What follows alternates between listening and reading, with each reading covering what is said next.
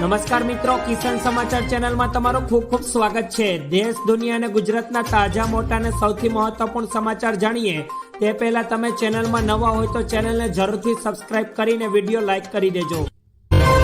આજના સૌથી મોટા સમાચાર, રાજકોટમાં સ્વામિનારાયણના સ્વામીઓ સામે અત્યારે નોટિસ જાહેર થઈ।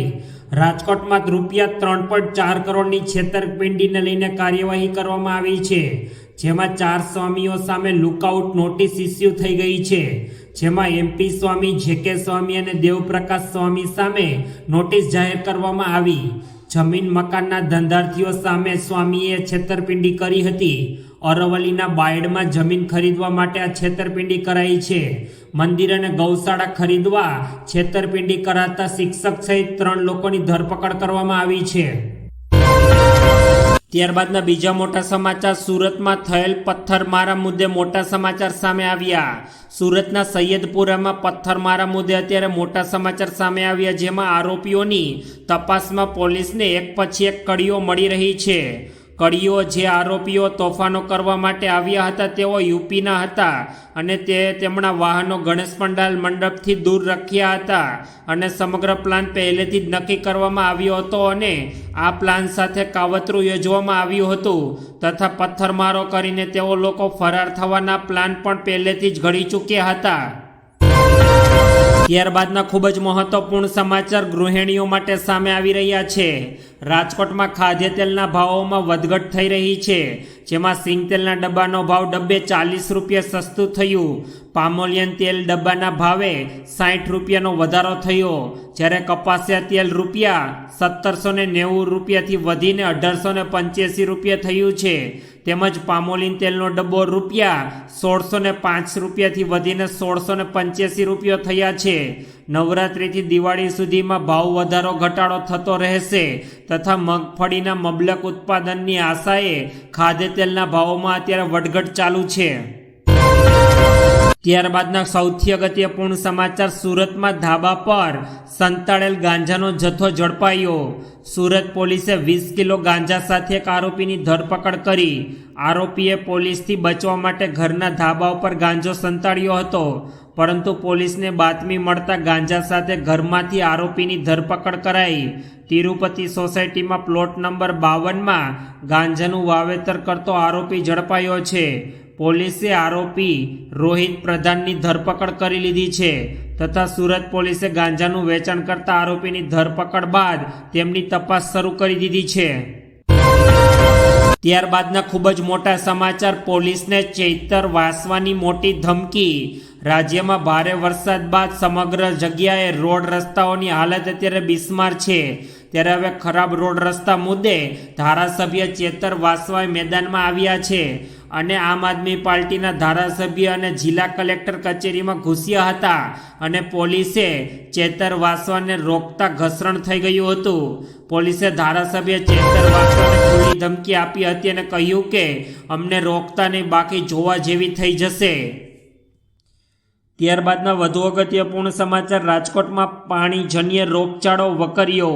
રાજકોટ શહેરમાં પાણીજન્ય રોગચાળાએ અત્યારે દેખાડા દીધી છે।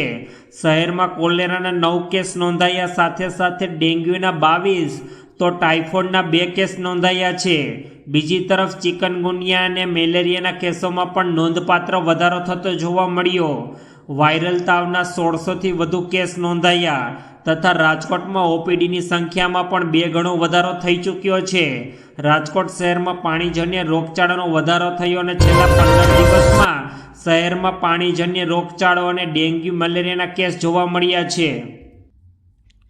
ત્યારબાદના સૌથી ઉપયોગીપૂર્ણ સમાચાર, સુરેન્દ્રનગરમાં સર્વે માટે કેન્દ્રીય ટીમની કામગીરી શરૂ। સુરેન્દ્રનગર જિલ્લામાં કેન્દ્રની ટીમ દ્વારા સર્વેની કામગીરી હાથ ધરવામાં આવી છે। કેન્દ્રમાંથી 3 સભ્યોની ટીમ સુરેન્દ્રનગર આવી પહોંચી છે અને સર્વેની તમામ કામગીરી પૂરજોશમાં કરી દીધી છે। સમગ્ર જિલ્લામાં તમામ પાકોના નુકસાનનો સર્વે હાથ ધરવામાં આવશે તથા રાજ્ય સરકારના અધિકારીઓ અને સુરેન્દ્રનગરની તમામ કચેરીના અધિકારીઓ પણ આ કામગીરીમાં જોડાશે। કેન્દ્રીય ટીમ દ્વારા આજે વઢવાણ તાલુકા અને ધ્રાંગધ્રા તાલુકાના ગામોની સર્વેની કામગીરી હાથ ધરવામાં આવશે। ત્યારબાદના ખૂબ જ અગત્યપૂર્ણ સમાચાર, અમરેલીના સાવરકુંડલામાં ગટરના પાણી છલકાયા. અમરેલીના સાવરકુંડલામાં ગટરના પાણી અત્યારે રોડ પર ફરી વળતા લોકોને ભારે હાલાકીનો સામનો કરવાનો વારો આવ્યો છે. સાવરકુંડલાના જેસર રોડ વિસ્તારમાં ગટરના પાણી વહેતા થયા. ગટરમાંથી આ પાણી ઉભરાઈને બહાર આવી રહ્યા છે, અને જેના કારણે નગરપાલિકાની કામગીરી પર અત્યારે ગંભીર સવાલો ઊભા થયા છે. આ પાણી કોઈ એક દિવસના નહીં પરંતુ ઘણા સમયથી વહી રહ્યા છે. સાવરકુંડલા નગરપાલિકાની બેદરકારીને કારણે ગટરના પાણી ગટરમાંથી બહાર આવી રહ્યા છે, જેના કારણે લોકો બીમાર પડી રહ્યા છે. ત્યારબાદના ખૂબ જ ઉપયોગી પૂર્ણ સમાચાર, વડોદરામાં પૂરની નુકસાની અંગે સહાયની જાહેરાત. જાણો કોને કેટલી રકમ મળશે.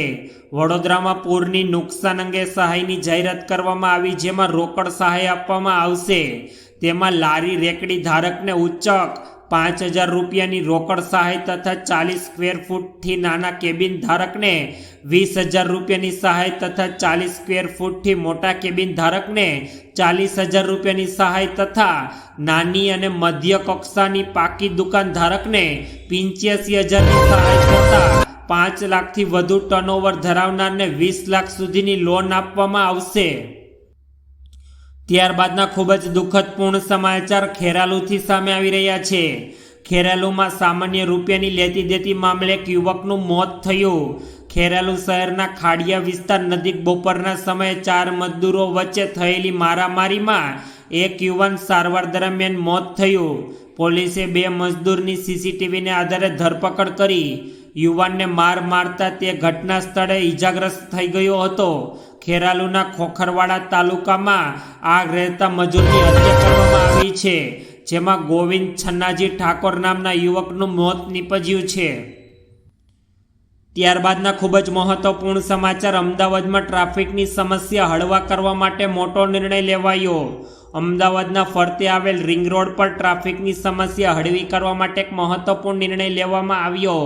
અસાલી સર્કલ પર ટ્રાફિકની સમસ્યાને હળવી કરવા માટે સર્કલ નાનું કરવામાં આવશે, જેથી કરીને ટ્રાફિકની સમસ્યામાંથી આંશિક રાહત મળી શકે. જણાવી દઈએ કે નેશનલ હાઈવે હોવાથી અહીં દુષ્કાળ પ્રમાણમાં ટ્રાફિક સમસ્યા જોવા મળતી હોય છે, અને ટ્રાફિકને કારણે શહેરીજનોને ખૂબ જ હેરાન થવાનો પણ વારો આવે છે. ત્યારબાદના ખૂબ જ મહત્વપૂર્ણ સમાચાર, જૂનાગઢમાં પ્રથમ વખત ડ્રોનથી અલગ અલગ વિસ્તારોમાં દવાનો છંટકાવ. જૂનાગઢ મહાનગરપાલિકા દ્વારા મેલેરિયાને નાબૂદ કરવા માટે અને મચ્છરજન્ય રોગ પર કાબૂ મેળવવા માટે નવતર પ્રયોગ હાથ ધરવામાં આવ્યો, અને પ્રથમ વખત ડ્રોન વડે જૂનાગઢના અલગ અલગ વિસ્તારોમાં દવાનો છંટકાવ કરવામાં આવ્યો છે.